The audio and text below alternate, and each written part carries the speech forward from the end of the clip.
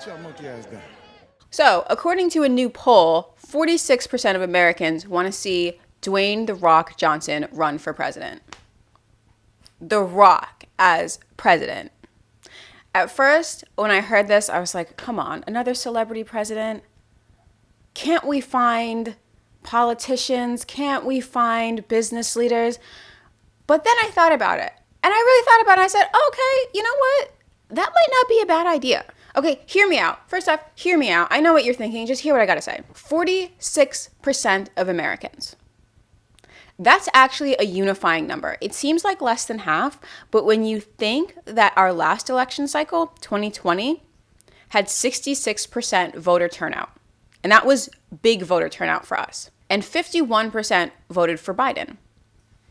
That means that, 34% of eligible voters actually voted for Biden. So 46% support for The Rock is actually huge support. It might get people to turn out. It might get people to turn out even if they vote against The Rock.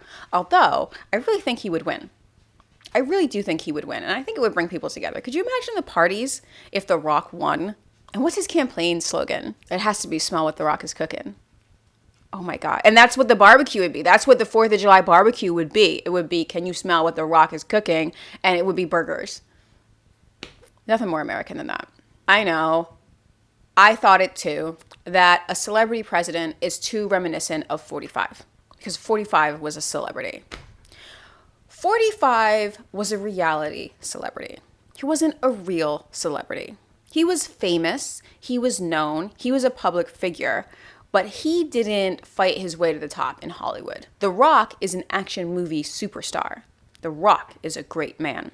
45 really was a failed businessman that had a rich father that left him a massive fortune. And so he could put himself into the conversation because of all that wealth. The Rock is different. He also was given an inheritance by his parents. But The Rock's inheritance wasn't monetary. The Rock's inheritance was that he is a giant hunk of a man. He's like 6'5", like 6'5", like 260. That's what the internet says. I don't know exactly what it is, but he is massive. And yes, he looks like that because his father looked like that. And his father is absolutely gorgeous, or was absolutely gorgeous. May he rest in peace. Just smoking hot kind of guy.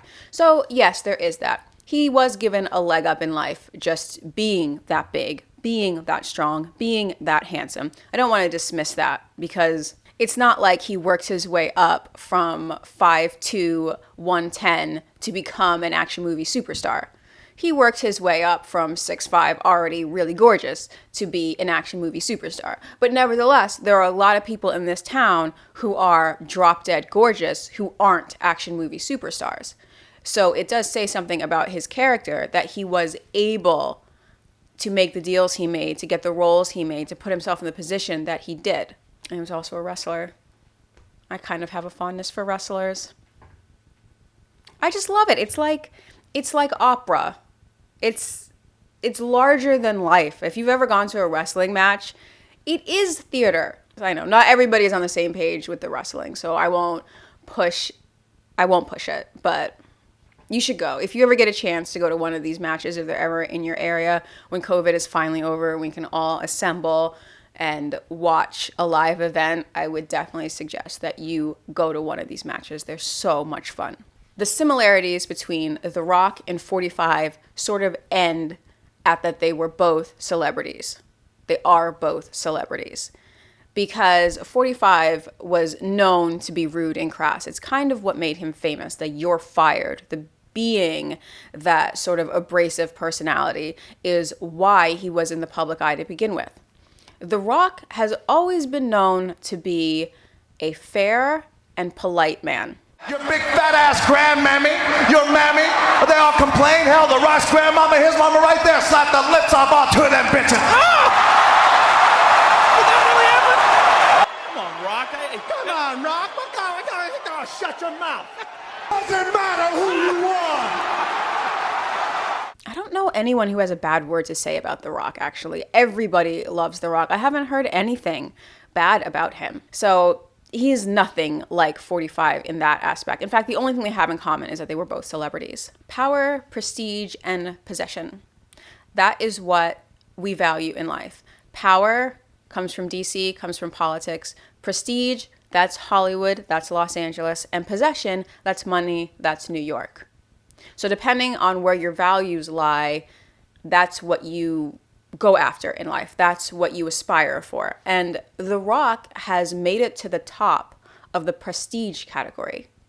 He's made it to the top of the film industry. So this isn't just some guy who wants to be president. This isn't just some minor celeb, some reality TV celeb. This is actually a great man. The Rock, in his own right, is a great man, whether or not he becomes president. If he becomes president, that is just the icing on the cake. And who says that the president has to be a career politician?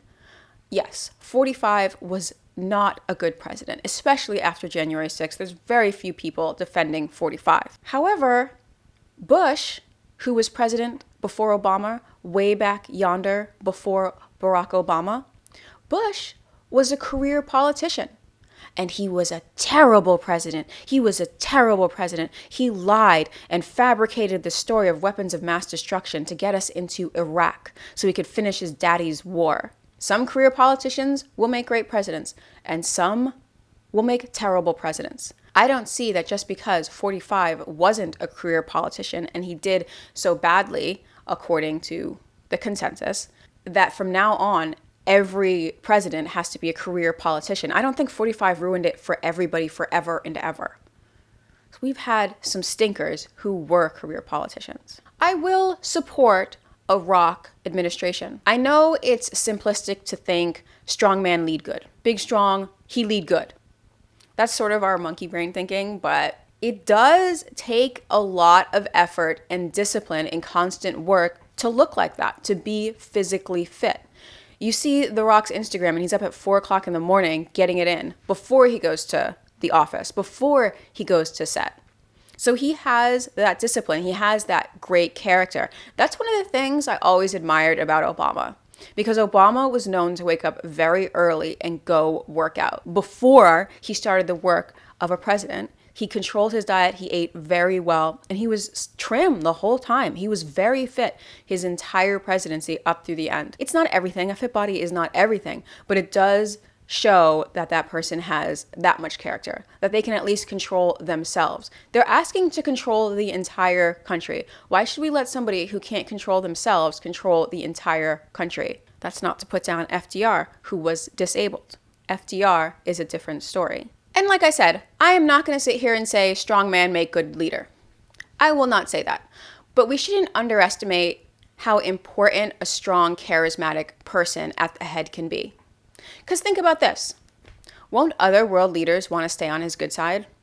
Won't they want him to attend state dinners? I see an era of peace under the Rock administration.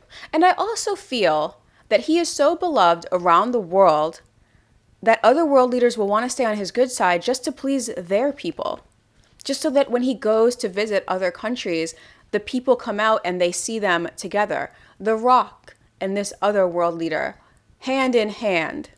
It's wonderful PR. It's great press. The media will love it. The media will eat it up. And no, press isn't everything. But press goes quite a long way. It's all diplomacy. It's what the job of president is. Internationally, of course. You say, no, the job of a U.S. president is to lord over our empire and control our subjects and blah, blah, blah, blah. I'm not that cynical, but I understand your point. Now you say, but Maya, The Rock is not the best person for the job. I know that, but do you really think the best person for the job actually wants that job? You have to be a lunatic to want that job. It's constant criticism. Presidents age 20 years a day. Nobody wants that job. Nobody wants to be surrounded by snakes, by people who are going to stab them in the back. If The Rock is willing to take the job of president, he's really willing to take that job, oh, more power to him. God bless him. Because why? Just ruin your whole family? Bring your family into the public sphere so they can be criticized incessantly? The Rock is already in the public sphere. His family is already subject to criticism. But The Rock, he's not the best person for the job. He is not a constitutional lawyer like Obama was. He's not the governor of Arkansas like Clinton. He is not the head of the CIA like Bush. Bush Sr., not W. I don't know how W got that job. I really don't. Regardless, The Rock can learn these things. He can learn about constitutional law, probably not to the extent that Obama learned about them, but if he's seriously thinking of a run for office, I'm hoping he's educating himself right now. The Rock isn't going to do every job in government. No CEO does every job at their company. They hire smart people and form a team that works. Lincoln did it. Lincoln famously recruited people who didn't like him. Team of rivals. Oh, actually, I have it right here. Team of rivals. The Rock, if you're listening, if you're watching, get this book. It's what Lincoln did. He hired the people who didn't like him, the smartest people he could find who maybe weren't so fond of him. And he put them on his team, put them in his inner circle to work for the benefit of the country. Not for the benefit of Lincoln, but for the benefit of the country. Smart. That's how Lincoln was smart like that. Lincoln was a very smart guy. I am a huge admirer of Abraham Lincoln. We kind of touched on this before, how before Lincoln became president, he was an orator, and he went on these speaking tours and these Lincoln Douglas debates. Mr. Lincoln, you may reply. Would the good people like a reply? I said, would the good people like a reply? I'll give you a reply.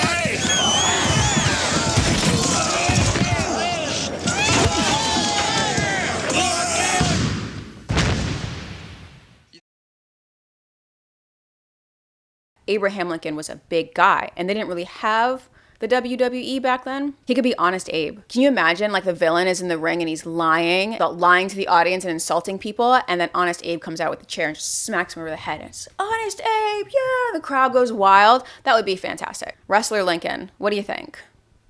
Anyway, that's not the point. The point is that Lincoln was able to hire a team of people to help his administration and help the country get through Civil War. The Rock could do that too. Just because he himself isn't the most brilliant constitutional law expert, that doesn't mean that he couldn't find those people and bring them into the administration to serve under the Rock administration. I like the sound of it. The more I think about it, the more I like the idea of The Rock becoming president. Apparently, 46% of the country does. That would be a landslide victory. A landslide victory if they get up and vote. You can't just be like, oh, I want The Rock as president and not vote for The Rock when he's a candidate. Also, it would come in handy to have a president that is a great actor for international negotiations. Unfortunately, this does not apply to The Rock because he is not a good actor. He has charisma, but he's not good at acting. And that's okay. It doesn't stop me from seeing his movies. I've seen Skyscraper 3 times. I've seen it 3 times. The plot is so forgettable that I don't even remember it. Every single time I watch Skyscraper, it's like watching it for the first time. What a movie. It's the movie that keeps on giving. For those of you at home, you might not know the difference between Skyscraper and San Andreas. It doesn't matter. It's The Rock saving his family. Big guy saves family. That's all you need to know. Maybe big guy save country? Big guy save country. Maybe that's his campaign slogan. I know The Rock isn't the most qualified person out there. He does have a degree. He does have a degree from the University of Miami in criminology, so maybe he can reform the criminal justice system further. Certainly needs some reforming right now, but we'll see. We'll see. He's not the most qualified man to be president, but he may be the most qualified man to bring us together because people clearly love him. And maybe that's more important right now. The Rock being that famous, he might be able to run a campaign without taking major donations from corporations. He might get into office and not owe anybody any favors. Wouldn't that be amazing? So many candidates now get into office and they have to repay all of these favors from people who helped them along the way. The Rock's already famous. All he has to do is tweet something. All he has to do is post it on his Instagram and people are already going to see. He doesn't need to take millions of dollars. He doesn't need to throw these massive fundraising dinners that are $25,000 a plate. He doesn't need to do that. His loyalty might end up being to the American people and not these big corporate donors. Wouldn't that be wonderful? Basically, to sum all of this up, don't judge The Rock by what 45 did. Yes, they're both celebrities, but the similarities end there. The Rock is an upstanding gentleman We're coming to an age where being a celebrity might be a prerequisite for being president, because all that matters is how known you are. What is your Q score? It's not fair to compare everybody to 45 just because they happen to be a celebrity. And I don't know how The Rock would be as president, but I know that he would get up every morning at 4 a.m. and try his best. I also know he won't be bested by a flight of stairs. Subscribe.